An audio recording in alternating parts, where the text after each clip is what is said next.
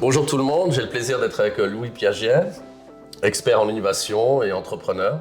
Plaisir d'être avec toi, cher Louis. Merci de m'accueillir, je suis ravi ici de pouvoir partager mon expérience et de poser des questions.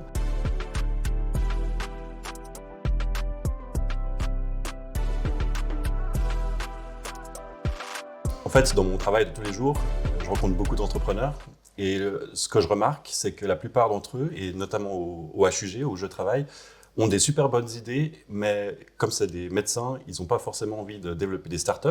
Ils ont construit le produit, mais ils aimeraient pouvoir trouver des entrepreneurs qui reprennent et fassent développer l'entreprise, la startup. Et en fait, c'est un sujet que je remarque un peu partout quand je rencontre des entrepreneurs, c'est qu'il en manque, malgré le fait que la Suisse est toujours première en innovation, il manque des entrepreneurs.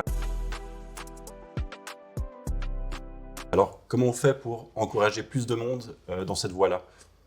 Bah écoute, une des solutions les plus concrètes, comme tu dis, il manque des entrepreneurs à Genève, la volonté d'entreprendre, et c'est un goût, c'est une passion. Généralement, les passions, elles se développent lors de l'adolescence, on va dire. Dans le cursus, je le vois pour mon fils qui est au cycle, ils n'ont pas d'éducation dans l'entrepreneuriat, dans la volonté de créer quelque chose. Et je pense que c'est vrai qu'un module au cours de ces 3 années de cycle, et bien sûr après on peut envisager que ce soit au collège ou à l'université, où ça ils vont apprendre d'une façon plus concrète, mais déjà donner ce goût d'entreprendre, c'est-à-dire de voir comment fonctionne une entreprise, et puis surtout mais de commencer depuis la base, c'est-à-dire d'avoir une idée, de savoir la développer, et puis ensuite de la vendre.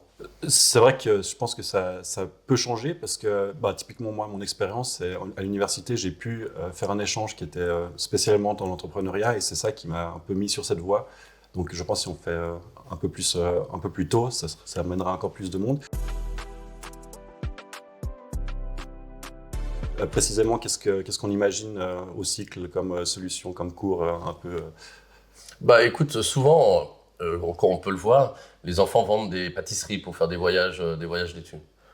On pourrait très bien utiliser cette vente, parce que le but c'est de récolter de l'argent pour pouvoir partir quelque part, c'est de développer un business plan. Où on va trouver, comment on va faire les produits, comment on va les valoriser avec les outils qu'on a actuellement, et ensuite de les vendre pour augmenter au maximum leurs revenus, pour avoir le plus beau voyage d'études possible, tout simplement. Au niveau de l'entrepreneuriat, est-ce qu'on est tous égaux vis-à-vis de l'entrepreneuriat ? Est-ce qu'on a tous accès de manière équitable à l'entrepreneuriat ? C'est une très bonne question, elle est même fondamentale. C'est qu'on voit aujourd'hui une personne qui peut entreprendre, c'est une personne qui a déjà une fortune, entre guillemets, qui peut libérer du temps. Je pense que nous ne sommes pas tous égaux face à la volonté d'entreprendre, et c'est là où l'État doit donner les conditions cadres pour que tout le monde, la moindre personne qui a une idée, qui a envie d'entreprendre, puisse le faire. Le fonds souverain peut répondre partiellement à ce type de choses, parce qu'on peut très bien imaginer que ce fonds souverain aide financièrement quelqu'un au quotidien pour qu'il puisse entreprendre. C'est un investissement aussi que ce fonds peut faire pour développer son idée et être compétitif sur le marché qu'il a décidé d'exploiter et sur les idées qu'il veut développer.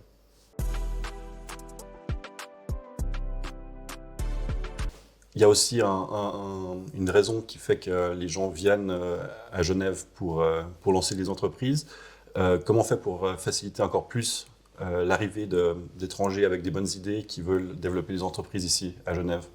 Bon, Genève, absolument. Genève est déjà un pôle d'innovation relativement connu et reconnu. Ça, c'est une chose. Mais si on veut garder ces startups et leur donner envie de rester, parce que c'est ça le plus important.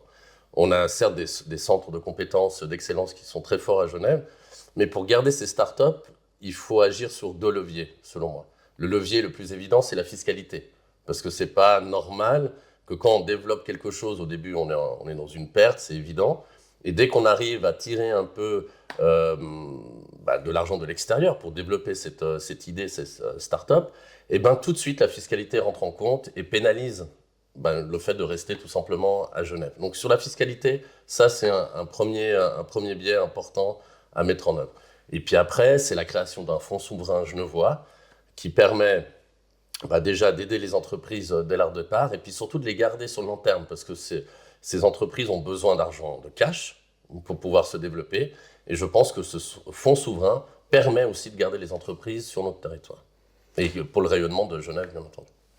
Je comprends parce qu'en fait, quand on regarde le classement des levées de fonds ici en Suisse, Genève, on est toujours un peu en retrait par rapport au nombre d'entrepreneurs, par exemple, vis-à-vis du canton de Vaud. Donc je pense qu'il y a peut-être une solution à faire là-dedans. Et je dirais qu'il y a un domaine qui domine ici à Genève, c'est tout ce qui est biotech, medtech. C'est très bien, on avance beaucoup là-dessus.